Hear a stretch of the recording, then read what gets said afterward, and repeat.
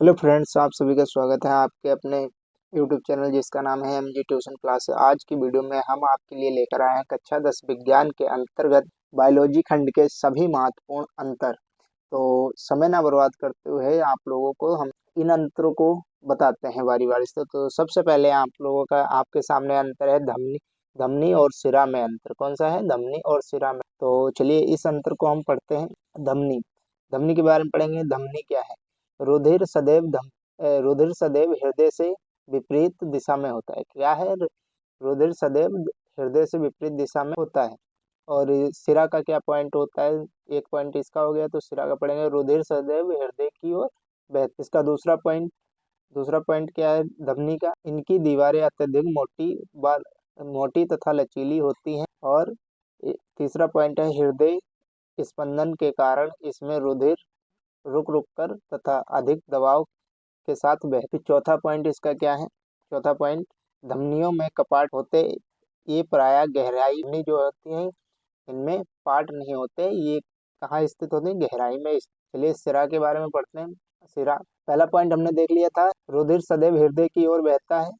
दूसरा है सिराओं में रुधिर बहाव की गति धीमी व एक सी होती है, बहती रहती है, एक जैसी ही बहती रहती है। तीसरा पॉइंट है इनकी दीवारें पतली व कम लचीली होती हैं। चौथा पॉइंट है इनका सिराओं में स्थान स्थान पर कपाट होते हैं, प्रायः त्वचा के नीचे। इस सिरा कहाँ स्थित होता है? त्वचा के नीचे। चलिए हम नेक्स्ट अंतर आपके सामने है, श्वसन व दहन में अंतर बताइए।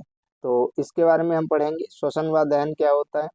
श्वसन श्वसन क्या होता है? सबसे पहला पॉइंट श्वसन का, इस क्रिया में ऊर्जा विभिन्न चरणों से निकलती है। श्वसन में ऊर्जा विभिन्न चरणों से निकलती है। दहन में क्या होता है? दहन में यह एक रासायनिक प्रक्रिया है। दहन क्या है? यह एक रासायनिक प्रक्रिया है। दूसरा पॉइंट इसका क्या है? श्वसन का, ऊर्जा एटीपी के रूप में संचित रहती है। तीसरा पॉइंट, शरीर का तापमान सामान्य बना रहता है श्वसन के अंतर्गत। और इसका चौथा पॉइंट है यह एक जैविक प्रक्रिया है। कौन सी है? जैव प्रक्रिया है। चलिए अब दहन के बारे में पढ़ लेते हैं। दहन क्या है? यह एक रासायनिक प्रक्रिया है, ये तो हम पढ़ चुके हैं। इसका दूसरा पॉइंट है इस क्रिया में ऊर्जा एक साथ निकलती है। क्रिया में कौन? दहन में ऊर्जा एक साथ ही निकलती है। तीसरा पॉइंट इसका क्या है? निकलती है तापमान में अत्यधिक वृद्धि हो। इसका तीसरा पॉइंट है तापमान में अत्यधिक वृद्धि होती है। और चौथा पॉइंट है संपूर्ण क्रिया उच्च ताप पर संपन्न होती है। देखिए जब हम दहन किसी भी चीज को जलाते हैं तो उसका तापमान 100 सेल्सियस से ऊपर ही होता है।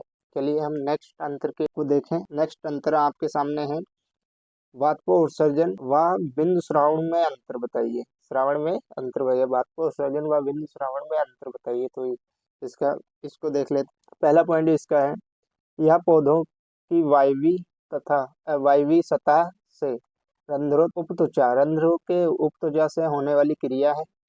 और इसका दूसरा पॉइंट क्या है? जल वाष्प के रूप में विसरित होता है, यह शुद्ध जल की हानि। और तीसरा पॉइंट क्या है? अंतराकोशिका स्थानों में जो वाष्प संचित होती है वह रंध्रों द्वारा विसरित, रंध्रों द्वारा क्या होते हैं? चलिए इसको देख। बिंदु श्रावण क्या है? बिंदु श्रावण का पहला पॉइंट है यह जल रंध्रों से होने वाली एक क्रिया है। ये कौन सी है? जल रंध्रों से होने वाली एक क्रिया है। दूसरा पॉइंट इसका है जल तरल जल के रूप में स्रावित होता है। ये दूसरा पॉइंट इसका है, किसके रूप में? जल तरल के रूप में स्रावित होता है। तीसरा पॉइंट इसका क्या है? जल में घुलित पदार्थ पाए जाते हैं। इसमें क्या है? जल में घुलित पदार्थ पाए जाते हैं। इसका चौथा पॉइंट क्या है? यह क्रिया जड़ के मूल दाव के कारण, यह क्रिया किसके कारण होती है? जल के मूल दाव के कारण होती है। चलिए नेक्स्ट अंतर है अलैंगिक व लैंगिक जनन में अंतर बताइए।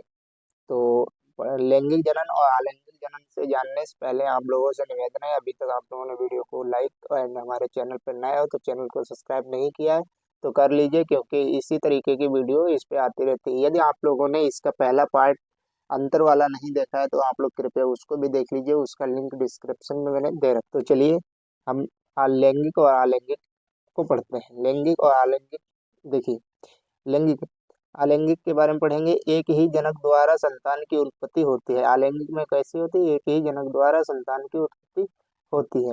दूसरा पॉइंट है क्या? समसूत्री विभाजन कोशिका में होता है। तीसरा पॉइंट क्या है? निषेचन नहीं होता है। जो अलैंगिक जनन है उसमें निषेचन नहीं होता है। चौथा पॉइंट क्या है, संतान पूर्णता जनक के समान होती है। इसमें क्या होता है, संतान पूर्णता किसके समान होती है, जनक के समान होती है। लैंगिक जनन में क्या होता है, संतान की उत्पत्ति के लिए प्रायः दो जनकों का होना आवश्यक है। लैंगिक जनन के अंतर्गत आता है ये। अर्धसूत्री विभाजन युग्म युग्मक बनाते हैं, निषेचन के पश्चात समसूत्री विभाजन होता है। ये दूसरा पॉइंट है।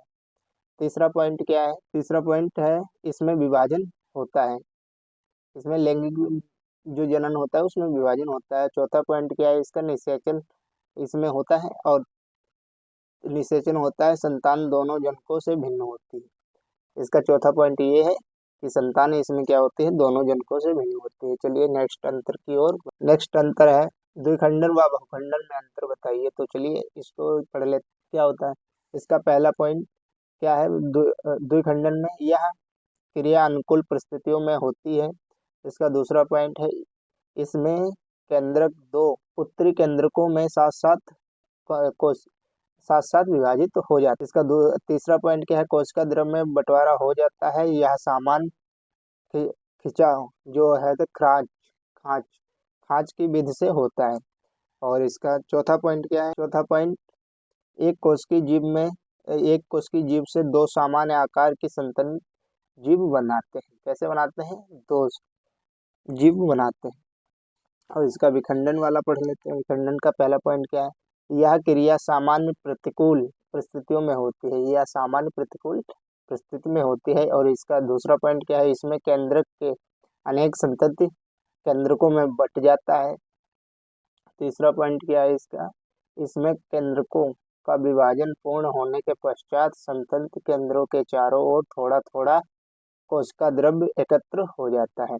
इसका चौथा पॉइंट क्या है, चौथा पॉइंट इसमें एक कोश की जीभ अनेक छोटे छोटे आकार की संतति के जीभ के केंद्रक में विभाजित हो जाती है। चलिए नेक्स्ट अंतर की ओर बढ़। नेक्स्ट अंतर है आपका परागण तथा निषेचन में अंतर बताइए। चलिए इसको भी देख ले। देखिए बहुत ही आसान भाषा में मैंने बता रखा है, परागण से परागकणों के वृत्ताग्र पर पहुंचने की क्रिया को परागण कहते हैं। इसका दूसरा पॉइंट क्या है, परागण प्रायः कीट वायु जल पक्षी आदि के माध्यम से होता है। इसका तीसरा पॉइंट है, यह क्रिया निषेचन से पहले होती है। ये जो जो आपका परागण है ना, ये निषेचन से पहले होता है। चलिए निषेचन देख लेते हैं। नर तथा मादा युग्मकों के मिलने की प्रक्रिया को क्या कहते हैं, निषेचन कहते हैं। उच्च पादपों, ये पादपों लिखा है ठीक है, उच्च पादपों में नर युग्मकों को मादा युग्मक तक ले जाने का कार्य कौन करता है, पराग नालिका करता है। कौन करता है, पराग नालिका। यह क्रिया परागण के बाद हो, या जो निषेचन क्रिया कब होती है, परागण के। तो यही थे आज आप लोगों के बायोलॉजी के अंतर्गत क्वेश्चन, जो आपको अंतर जो हम लोगों ने पार्ट 1 में देखा, पार्ट 2 में देखा, और इसके कुछ के अंतर बचे हैं तो आप लोगों को नेक्स्ट वीडियो में देखने को मिलेगा। हमारे चैनल को सब्सक्राइब करके रखिए। के लिए जय हिंद।